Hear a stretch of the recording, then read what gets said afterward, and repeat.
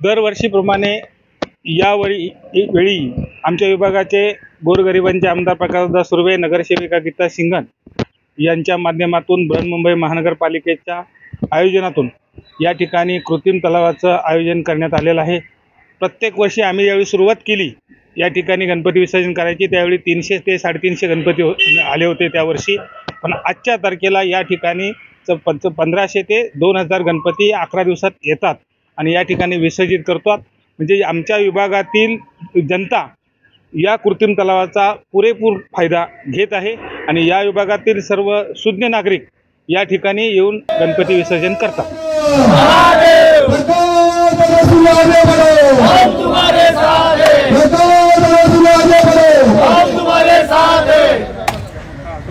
आपल्या सर्वांचे लाडके गोरगरिबांचे आमदार